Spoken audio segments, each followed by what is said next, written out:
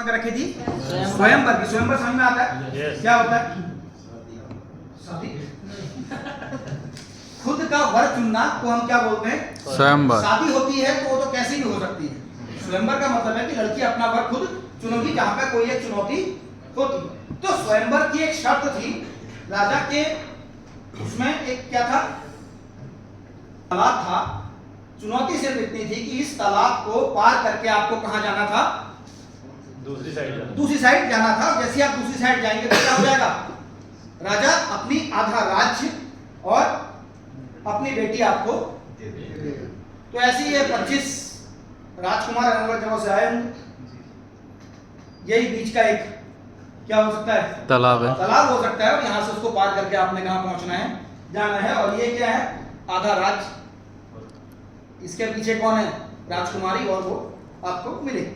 तो सब लोग जैसे ही उस तालाब की तरफ जाते कोई कूदने की हिम्मत नहीं करता। क्यों? क्योंकि जैसे ही वो तालाब की तरफ झांक के देखते तो उसमें कौन खड़े थे?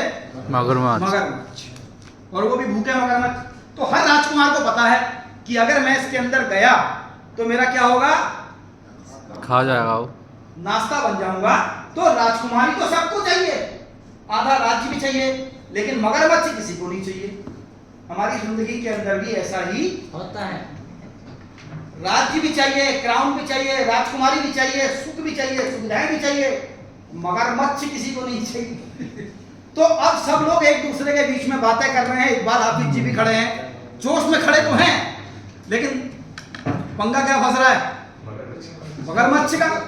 तो बोले ये तो बाकियों को देर में आएगा, मुझे पहले ही निकल जाएगा। लेकिन अचानक किसी ने क्या देखा? पानी में छपाक सी एक आवाज आई और एक आदमी तैरता हुआ मगरमच्छ के मुंह से बसता हुआ, पूंछ से बसता हुआ, उसकी पीठ में चढ़ते बढ़ते थोड़ी देर में ये मर गया, डूब गया, काट लिया, खा लिया करके क्या चल रहा है? काम चल रहा है। थोड़ी देर में एक ने देखा कि वो वहां पहुंच गया। तो पूरे लोगों ने क्या बजानी शुरू कर दी?